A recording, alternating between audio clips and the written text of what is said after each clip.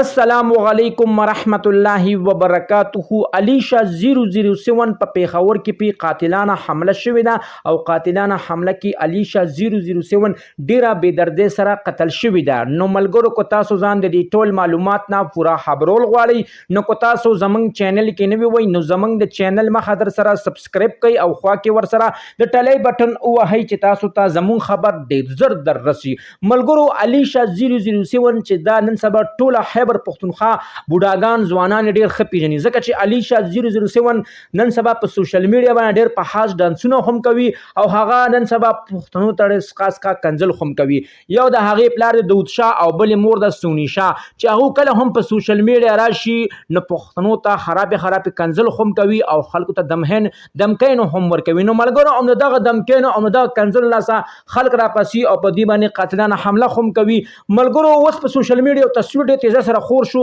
او ورسره بر دا هم لیکلو چې علیشا 007 باندې په پیښور کې سوحانه بازار کې په قاتلانه حمله وشوه او قاتلانه حمله کې علیشا 007 ډیره بې دردۍ سره قتل شو. ملګرو چې کله موږ د علیشا 007 پلار چې داود شاه چې کله موږ هغه سره رابطه اوساتله نو هغه دا ویلي دي چې په سوشل میډیا چې دا کوم خبر روان دی دی خبر کې هیڅ حقیقت نشته ځکه چې زما لور دی وخت کې په کور کې دا او هغه دی وخت کې په کور کې خپل د کور کار کوي نه هغه تر پیښور ته کیسخانه تللی دا او نه هغه بازار ته تللی دا او نه په چا قاتلانه حمله کړې ده. او بیا داود شاه دا هم ویلي دي چې زه خلکو ته پیغام کوم چې موږ پسې ډرامې پروپاګاندا نورې مه کوئ چې زموږ نه کومې غلطیانې شوي دي هغه ټول موږ خلک معاف کړي دي او سریام تاسو زموږ د دې کال ویډیوګانې وګورئ نه موږ چاته کنزل کړي دي او نه چاته بده خبره کړې ده بس موږ سوشل میډیا را سمې استعمالوو نو موږ به چاته کنزل نه کوو. مخکې هم خلکو ته کنزل کولې اوس موږ امن او د سکون ژوند تیرو اوس په موږ صرف سوشل میډیا باندې خلکو ته د اصلاح او خلکو د معاشري خبرې به کوو ځکه چې کله هم مفتي سرعلي حقاني صاحب شهید شوی دی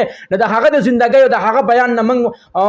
هغه زندګي موږ ځان کې اچولې ده او موږ دا غواړو چې موږ هم د مفتي سرعلي حقاني صاحب غوندې شهیدان شو ځکه چې هغه یو اوچت عالم او د هغه رتبې ته موږ نشو رسېدلی. ملګرو دا زما معلومات په ستاسو ډېر خوښ شوي وي د دغه رنګې معلوماتو دپاره زموږ د چینل مخه در سره ضرور سبسکرایب کړئ او خوا کې ور سره ضرور د ټلۍ نشان ووهئ چې تاسو ته زموږ خبر ډېر زر در رسي. السلام.